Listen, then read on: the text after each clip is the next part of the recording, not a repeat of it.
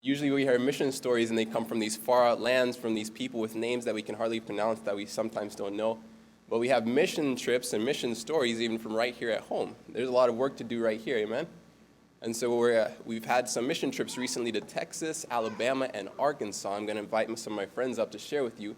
First will be Jordan, and then Esther, and then Daniela.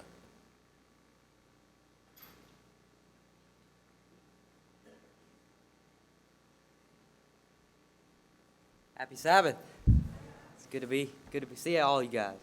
So, I had many powerful experiences. I want to share one. We were knocking on doors, and this was early in the morning. Knocking this guy's door. An older man opens the door, and I could tell he had a rough life.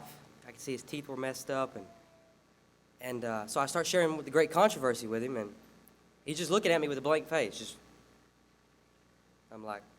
So I'm trying to engage conversation. He's just still not answering me. And then what he does, he opens the door so I can see inside of his house. He has a small house, and as he opens the door, I can see in his house there's only 2 bookshelves with a lot of books, a couch, and a desk, and open on the desk is a big Bible. And he says, "What do you think I was doing?" He said, I was reading the Bible. And I was like, "Really?" I was like, "Well, that's awesome, man." And he's like, "Yeah, man." He said, I've read the Bible through like 3 times in the past 3 years. He said, "That's all I do all the time is just read the Bible." I'm like, "Well, that's awesome." And before I can say anything else, he hands me this. It's like a little pamphlet like this. He hands it to me. And guess what the pamphlet was talking about? It was talking about the 7th-day Sabbath. And he's like, "Did you know that the 7th day is the Sabbath? And that nowhere in the Bible does it say keep Sunday." And he starts quoting the 4th commandment. And I'm just looking at him like, "Yeah, I know that." I said, "I'm a Seventh-day Adventist Christian." I said, "Have you heard of us before?" He said, No, I ain't heard of that before." But he's like, "But no, man, you should really check that out." I said, "Yeah, man." I said, I actually keep the 7th-day Sabbath." He's like, "Really?" I'm like, "Yeah, man." And he's like, "Well, come on inside." So I come inside and I sit down, and he starts telling me all about the Catholic Church and the history of the Catholic Church. I'm like, "Yeah, man." I said, "This book right here, The Great Controversy, speaks all about that, exactly what you're talking about." So I was like, "Well, I'm going to show him a health book." I'll show him Health and Peace, which is a ministry of healing. And about halfway through me showing him the book, he cuts me off. He goes over to his bookshelf and pulls off this big, thick book. And on the front of the book, it has a picture of fruits and vegetables. And he says, "Did you know that if we follow God's original diet that he gave in the beginning, that we can actually cure cancer?" And in Leviticus chapter 11, God gives us the rules for the clean and unclean meats. And I'm like, "Yeah, man, I know that." I said, I'm a vegan. I actually only eat fruits and vegetables." He looks at me, he's like, "Really?" I'm like, "Yeah." He said, "What?" He said, "I bet you didn't know I knew all this stuff, huh?" I said, "No." I said, "I don't usually run across people who just study the Bible and come across all this truth." He said, "Yeah, man." He said, "I had a really hard life." He said, "I grew up in southern Louisiana." He said, "I was a drug dealer." He said, "Just a really hard life." And he said, "I had to get away from there." He said, "I came up here to Arkansas, and God started convicting my heart to read the Bible." He said, "So that's all I do all the time is just read the Bible." And I said, "Well, man," "God sent me here today to give you this book." He didn't have any money, but I just left him with the great controversy. I said, "Everything we're talking about, man, you need this book." I said, "God knew that you needed this book. He knew you were studying the truth." I signed him up for Bible studies. I don't even know if he wanted Bible studies, but I signed him up. I asked him, I said, "Would you like to study the Bible?" He said, "Maybe." I was like, "What's your name?" I wrote him down. But it's amazing to see how God has his people. If they would just simply study the Bible, they will learn all these wonderful truths. How often do you run across people like that? It was such a powerful experience. Amazing to see how God is working on people's hearts. My story is quite similar, actually, to this one. One particular day, I was having a really slow morning, and it was a territory that is not my favorite. It was really big in this industry kind of. Which is okay. I enjoyed it, but it wasn't. I had to cross the freeway 3 times. And right as I was getting to my 3rd crossing, I see this little health food store. And I pray, I'm like, "Lord, that is my business. I want that business." And so I walk as fast as I can so the person I'm meeting with can't get it.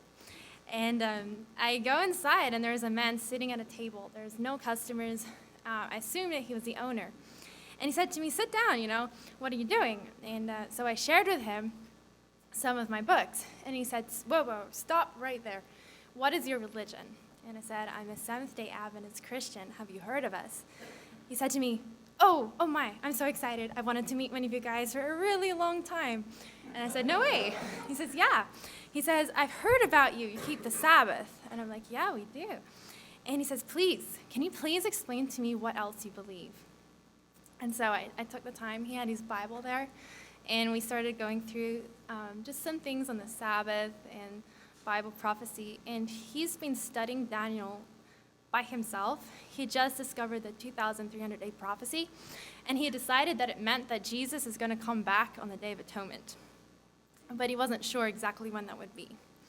And he's also been studying Revelation, and he figured out that the seventh day is a Sabbath, and that clean and unclean foods. And he's just been studying this for himself, and just started keeping the Sabbath a couple of months ago, actually. And he started to share how he wishes that he had known this truth years ago, because he's been so blessed by it.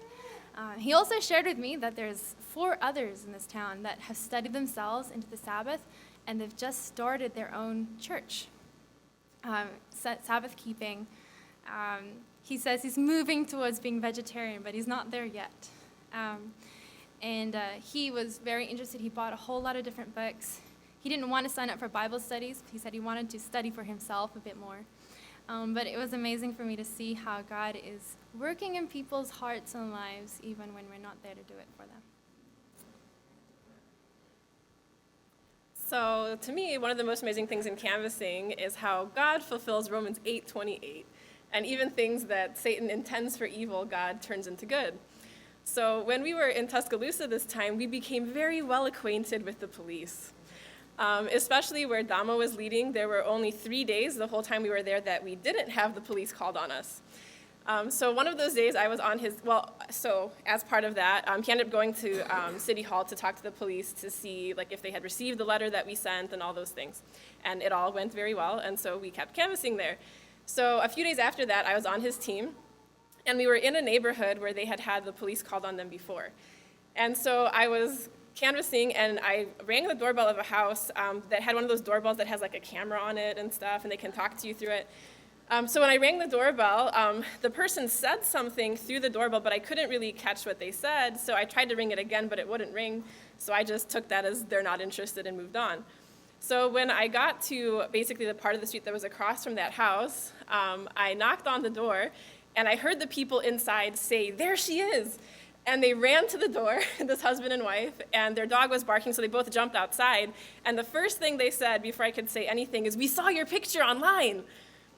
And I was really confused, and so I still couldn't say anything. They began rattling this story off to me, and they said that that man at that house with the camera had taken my picture without my knowing it, and he had posted it online on their Neighborhood Watch blog.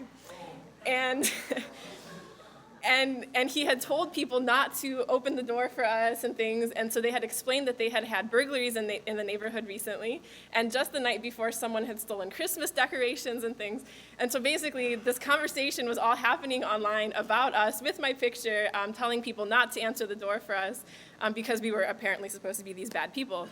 And so for 3 minutes straight, they're just rattling off all these things for me and telling me how we should leave because probably people have called the cops because the neighbors are all very nervous and they might answer the doors with guns and all these kinds of things. So I just stand there smiling. And when they're done, the lady looks at me and she says, "So what are you doing anyway?" So I smile and I say, "My name's Daniela and we're Christian missionaries." And they busted out laughing and she said, "Of course you are." And she said, "You even look nice in your picture online." And so I start canvassing them, and they're laughing that I'm still canvassing them with all of this, but they ended up getting a Desire of Ages. And we prayed together, and when we finished, the lady said she was going to go online and tell everyone to calm down because of what we were doing. And so when I left, I called Dom on the radio just so that he knows what happened and that police might come. And he said, "Oh, it's okay, I just talked to them." And so when we picked up, he ended up explaining that while I was having that conversation, the police had arrived. Someone had already called them. And this lady, the officer, got out of her car, and when she saw him, she said, "You look familiar." She said, "Don't I know you?" And they kind of looked at each other, and she said, "Oh, from the front desk, right?" And he said, "Yes, ma'am, you know what we're doing." And she said, "Merry Christmas," and got in her car and left. And the beautiful thing about it was that Damo said that after that point, our sales actually went up because people seemed curious about what we were doing. So it was beautiful how God worked it out.